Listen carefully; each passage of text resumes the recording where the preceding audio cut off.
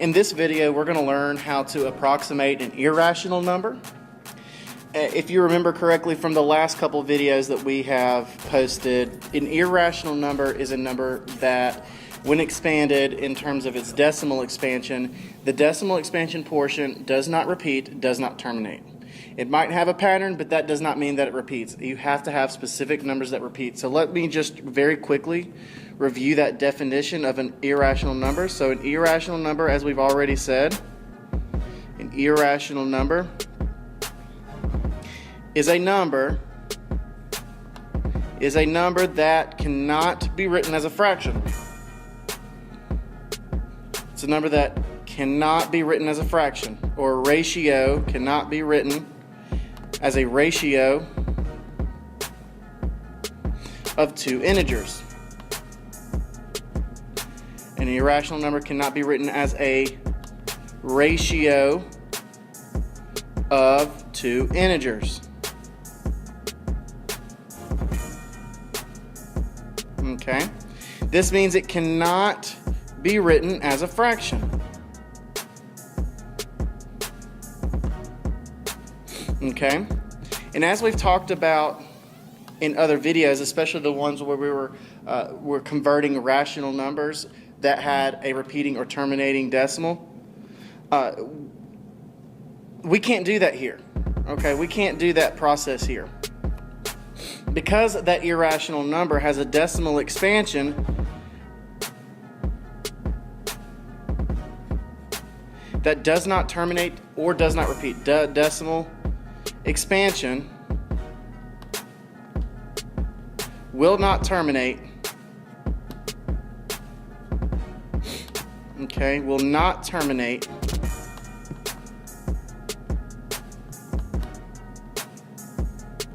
Also, it will not repeat. Okay. Just to kind of review that definition of what an irrational number is, because in order for you to understand why we're doing what we're doing, you need to understand that the fact is that whenever we're approximating an irrational number, we're not making it rational. Okay, we are just simply approximating. We are rounding or truncating in some cases. Okay, truncating meaning slicing it in half and just stopping. It's like you're running a 5K and you stop on the first K. You're done. You stopped. Okay, that's kind of what we're going to do here. We're going to look at irrational numbers and we're going to approximate them. Let's start off with the easiest approximation of them all. Let's say we have pi. Pi is an irrational number and we want to approximate that number. Okay. If you remember correctly, we say that pi is approximately 3.14. You used that last year in 7th grade math when finding the area or circumference of a circle. Okay, that does not mean that pi is 3.14. It's just that it is approximately equal to 1/4. In fact, we know that it is pretty much equal to, and I'm going to put a kind of a weird equal here because it's kind of equal to 3.141593653897 okay? Again, it's an irrational number and it does not stop. It does not repeat and it does not terminate. So therefore, we can estimate it, we can approximate it to 3.14 whenever we are trying to use pi in any equation or formula. Okay? If you remember correctly, we also talked about ways to create an irrational number. When you take the square root of a non-perfect square, square root of a non-perfect square, you will create an irrational number. Okay? You can create an irrational number. When you take the square root of a non-perfect square, whoops, that was an ugly line. There we go. Okay, so like for example, the square root of 10. What number times itself will give you 10? Well, I don't know of that number off the top of my head. The reason why is because that's an irrational number. If I type that number in my calculator, if I type in the square root of 10 in my calculator, I get that it is approximately, I want to change that to approximately equal to 3.16 Still got pi on my mind. I'm fatty, so I like pi. 3.162277766, and then dot, dot, dot. And actually, this is what the calculator shows me, and the calculator truncates it or rounds it because it can't fit the whole number. Okay? So this 6 might be rounded up. I'm not really 100% sure, so I just want a disclaimer there. Okay? So the importance here is that you understand that just because your calculator stops it does not mean that it's a rational number. It is still an irrational number. I took the square root of a non-perfect square. Anytime you do that, you are creating an irrational number. Okay? So as you can tell, that 10, square root of 10 is approximately 3.16. And what we're going to do is we're going to get to that point where we can actually round that without using a calculator on our own. Okay, so let's start out by at least thinking about how would we do this and round it to the nearest integer. You got to know, you got to have a starting point, a starting spot. Okay, so always start with trying to find the nearest integer, because then how are you going to determine the tenths and the hundredths place if you don't know your integer place to start? So if I want to estimate the square root of 10, I've got to think between which two perfect squares. Okay, because I know that when I take the square root of a perfect square, it's going to come out as an integer. Okay, so taking the square root of 10 is going to give me an irrational number. So let me see if I can find square roots of two perfect squares so that I can determine between which two integers the square root of 10 is. Now, it's important that we choose numbers in perfect squares that are consecutive. So like, for example, in this case, the square root of 9, the square root of 10 is between the square root of 9 and the square root of 16. Okay. The reason I say they're consecutive is because the square root of 9 is 3 and the square root of 16 is 4. And when you're counting, you say 3, then 4. Those are consecutive numbers, numbers that come after each other. Okay. So always make sure you have consecutive numbers here and consecutive integers. All right. Well, I've determined between which two integers the square root of 10 falls between, but I'm not quite sure of which one is it closer to. However, if I take a step back up to that first line right here, and I look at these two sets of lines that I just created, they're kind of like two sets of information. Okay, I'm looking at this and I'm trying to say, well, which one is it closer to? Okay, think about it in terms of driving. Let's say you have driven 9 miles and then you drive 10 miles. Okay, then you've driven 10 miles. How many miles difference have you driven? Well, you've driven 1 mile difference. Okay? So you haven't gone that far. However, looking at 10 to 16, if you've driven 10 miles and then you've driven 16 miles later on, how many miles is the difference? Well, that's a 6-mile difference. Okay, well, which one's closer? What's the least amount of miles that you've driven difference? Okay, and that's 1 mile. Okay, because that distance is smaller, that means that the square root of 10 is closest. Square root of 10 is closest to 3. The square root of 10 is closest to 3. Very simple. Really not a whole lot to round into the nearest integer. Okay, let's continue on. All right, so let's look at, again, we said the square root of 10 is approximately 3.16. Well, we found that integer part. Okay, now we know where to start. Okay, we just found that the square root of 10 was closest to 3. So what I want to do now is I kind of want to start a little table. Okay, this table is going to help me kind of organize my work and be able to determine where the square root of 10 will fall, and you'll see what I mean by that in just a second. Okay, you always want to start with the integer that your square root was closest to, so 3, which is found by taking the square root of 9. Okay, that's kind of how, if you look back at our first step here, the square root of 9 and 3. Okay, I took that bit of information and I made that my first column in my table, because from there I'm going to make some decisions. Okay.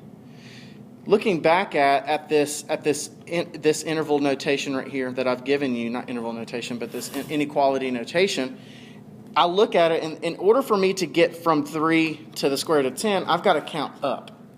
Okay, so I'm going to come back up, and if I want to round to the nearest tenth, what I'm going to want to do is I'm going to want to say, okay, 3.1. Let's start with 3.1, and let's see what happens.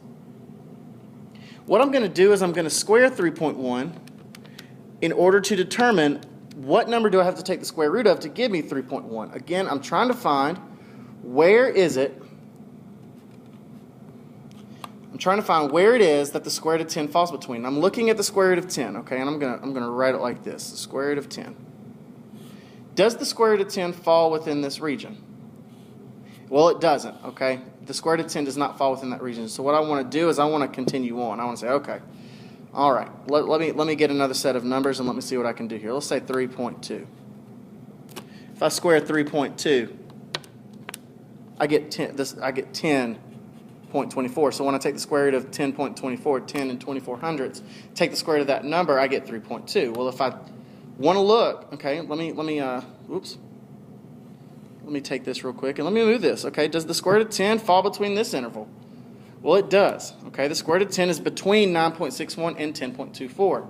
So what I want to do now is I want to find, okay, like we did up here in talking about the distances, okay, talking about the distances, I want to do the same thing over here. What's the distance between 9.61 and 10? Well, it's 0.39. And I do that by simple subtraction. Then again, I also want to look, what's the distance from 10 to 10.24? Well, that's 0.24 or 24 hundredths. Again, do that by basic subtraction. Okay, and then I want to look, okay, would I rather run 39 hundredths of a mile or 24 hundredths of a mile? Well, I'm a fatty, like I said, and I like to run the smallest amount possible. So that means that the square root of 10 is closest to 3.2. Okay, the square root of 10 is closest to 3.1. Again, looking at that decimal expansion that we wrote earlier up here, the square root of 10 is approximately equal to 3.16. So looking at this line, so far we're on the right track. So far we're on the right track. Now, what about if we wanted to round to the nearest hundredth? Okay, it's actually very simple. It's a very simple process, and it's the same exact thing that we just did. It's just a little bit more involved because you're adding a hundredths place. So just like with our table that we just created, we took that 9 and that square root of 9 and 3 and made that our first column because it was closer. I'm going to do the same kind of thing here, except I'm going to take this line, that column, because that's what, I'm sorry, let me lie.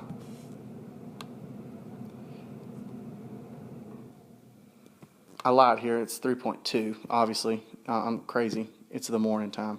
Okay, so the square root of 10 is close to 3.2. So what I'm going to do is I'm going to take 3.2, that column, and I'm going to make that the first column of my table, of my new table. Okay. Now, if you notice this problem, okay, I started with the square root of 10.24. Well, the square root of 10 is less than the square root of 10.24, so I need to start counting down. So let's say 3 and 1 and 19 hundredths. Because I want to count down and I'm talking about the hundredths place, I want to say 3.19 because technically 3.2 is the same thing as 3.20 or 3 and 20 hundredths. Okay, so if I want to count down one, instead of saying 21, I'm going to say 19 because, like I said, the square root of 10 is smaller than the square root of 10.24. Okay, if I take my calculator and I want to 3.19 squared, I get that the square root of 10.1761, and when I take the square root of that number, I get 3.19. Okay, so, well, the square root of 10 doesn't fall within that interval, so I need to go again. Let's say 3.18. Okay, 3.18 squared gives me 10, and again, the square root of 10 is not between this interval. The square root of 10 is not here. So I need to go even lower, 3.17. The square root of what number gives me 3.17? Well, to find that, you want to square 3.17, meaning multiply times itself, okay? So 0, 4, 8, 9. Okay, well, still pretty close, but not close enough. Moving along. Let's try 3.16. Square 3.16 in order to determine what number you have to take the square root of in order to get, I'm sorry, my words just went completely dum-dum. To get 3.16. All right, well, I just found that the square root of 9.9856 is 3.16. Well, the square root of 10 falls within this interval. The square root of 10 is between the square root of 10.0489 and the square root of 9.9856. So then just like we've been doing, we want to find the distance. Okay, what's the distance between these digits? Okay, so that's just simple subtraction. I'm going to say 10 point, I always want to subtract the bigger number from the smallest number to avoid a negative number, but since we're talking about distance, distance is always positive, so that's where you use the absolute value if you end up getting a negative solution there, okay? All right. So continuing on, I'm just doing what we already know how to do. And again, we're just translating what we already knew what to do up here when rounding to the nearest tenth down to the nearest hundredth. Looking at this, I see that this number is the smaller number, therefore the square root of 10 is closest to 3.16. The square root of 10 is closest to 3.16. Okay? It's that simple. Let's do another example. All right, let's do one more example and then we're going to move on and finish up this video for today. Let's start by also looking at another rounding to the nearest hundredths problem. Because if you can round to the nearest hundredths, then you can round to the nearest tenths, and you can also round to the nearest integer. So let's start with something a little bit more difficult. Let's say the square root of, let's say 60 this time. The square root of 60. Okay. First, I must determine between which two integers and what's the closest integer that the square root of 60 is to, so that way I know where to begin. I've got to have a starting point. So I'm going to start with the square root of 60. And I want to say, okay, between which two perfect squares is the square root of 60? The square root of 60 is between, I know 64 is going to be that top number, that top interval number. But I know 49 must be the lower because it has to be consecutive integers. Okay? And what I mean by that is 7, then 8. Okay, 7, then 8. It's like if you're counting what comes after the other, 7, then 8. Okay? So to determine which one it's closer to, if I look at this, it is 11 units away. The square root of 49 is 11 units away from 60. And the square root of 60 is 4 units away from the square root of 64. So that means that the square root of 60 is closest to 8. To round to the nearest tenths, I want to create my table. And I want to say, all right, I know that the square root of 60 is closest to 8.0, which means that it's closest to the square root of 64. Now I know that I want to determine the nearest tenth, so that's why I added the 0.0. 8 and 8.0, those are the same thing. So what I want to do is I want to say, okay, I know I want to get to the square root of 60. If I'm starting with the square root of 64, then that means I need to start counting down. Okay, so instead of saying 8.1, and since I want to get closer to the square root of 60, I'm going to say 7.9. That's 1/10 lower than 8.0. Okay, if I square 7.9, let me type that in real quick, I get that the square root of 62.41 gives me 7.9. Looking at this interval, the square root of 60 is not between this interval. So I need to go on. It is not between this interval. So I need to count down again. Let's say 7.8 now. 7.8. 7.8 times 7.8 gives me the square root of 60.84. Now again, like I've already said, your biggest mistake is going to be to stop when you've not gone far enough here. Now 60.84 is very, very close to 60, but I've not passed 60. I'm very close, just haven't passed it. So I need to go again. 7.7. When I square 7.7, I get the square root of 59.29. Okay? Now, the square root of 60 is between this interval. The square root of 60 is here. It's between these two numbers. But which one is it closer to? Okay, well, the square root of 60, if the distance from 60.84 to 60 is 0.84, and I do that by simple subtraction, and the distance from 60 to 59.29 is 0.71. Again, just simple subtraction. By looking at these two numbers that I found, 0.71 is the smaller number, which means that the square root of 60 is closest to 7.7. If I want to round to the nearest hundredths, okay, I've got to the nearest tenths, now I know I need to move on. I want to do, just like I did with the last problem, I want to take what the square root of 60 is closest to, which is 7.7, and I want to start rounding to the hundredths, so I want to add a 0 behind that 7. Okay, 7.70 is the same thing as taking the square root of 59.29. 59 and 29 hundredths.